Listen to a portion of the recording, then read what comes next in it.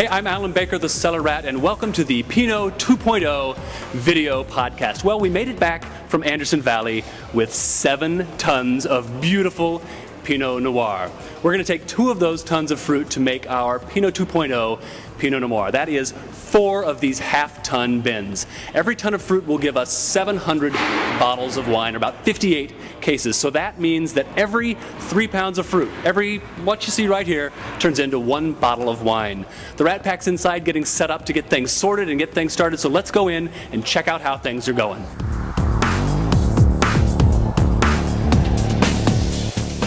The processing of the grapes once they leave the vineyard is pretty simple. Really, you're looking at the sorting and destimming machinery here. We'll be crawling all over this thing in a bit, but the grapes get dumped into the funnel here on this end and then go up a slow conveyor where we'll be sorting through things to make sure there isn't any stuff in there we don't want. The fruit was really wonderful coming from the vineyard. There was no rot and only a few dried berries in there, so our job will be pretty easy sorting tonight. We're basically picking out the occasional stray grape leaf. The grapes then drop off the conveyor into the destimmer, where they're plucked from their stems by rotating rubber paddles.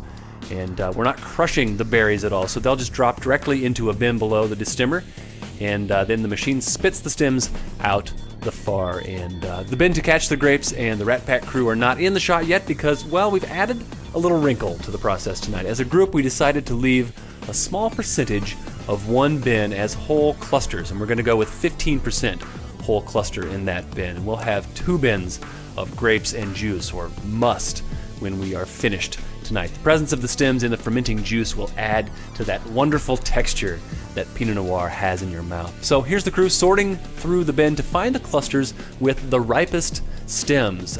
Brown stems are noticeably less bitter than green stems, so that's what we're looking for here, and we're about ready to get the machinery fired up, so I'm going to go take care of a few last minute details, and I'll let some of those sorting images roll here, but I will be back in a second to chat with folks about what they think of this fruit.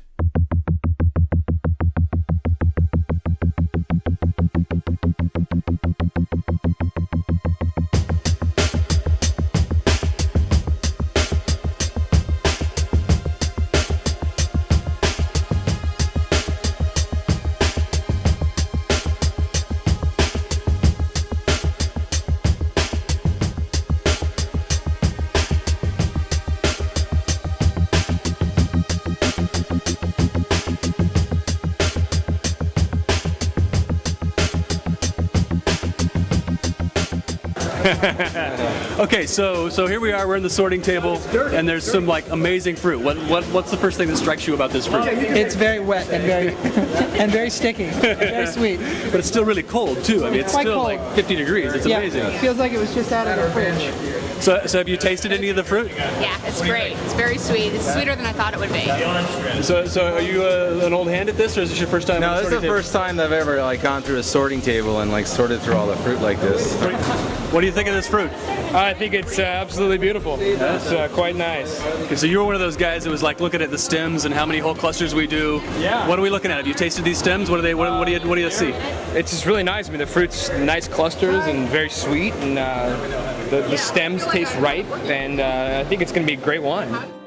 So it was coming up on the end of a very long day. We processed our 2 tons of fruit, and I was able to grab a quick word with our consulting winemaker at Crushpad, Tom Leaf, as we were putting things to bed for the night in the cold room.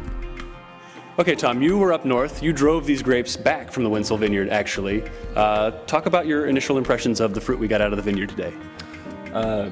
Really nice fruit, good quality, very cleanly picked. Flavors are incredible, great depth of color. Good acidity. It's going to make a nice naturally balanced wine. Okay, so all the people on the sorting table were talking about how tasty it was. Right. So we've got the grapes there's about a ton of fruit in here. This is half of our wine, or half of our grapes. 2 barrels worth. 2 barrels worth. So what are we going to see happen to these over the next 3 or 4 days? Okay, the next 3 or 4 days are kind of dormant. In other words, we're in the cold room here at Crushpad. We're doing what we call a cold soak. For 3 days, we're just going to let the fruit sit, the grapes in the juice, and we're extracting color, we're extracting fruit. There's no alcohol involved in the in the liquid yet. The fermentation hasn't begun, so it's just a pre-fermentation maceration. So why do this rather than just start the fermentation and let the colors come out then? What do you get from the cold soak that you wouldn't if you just fired off the fermentation? Again, because there's no alcohol in there, you're getting a total aqueous extraction.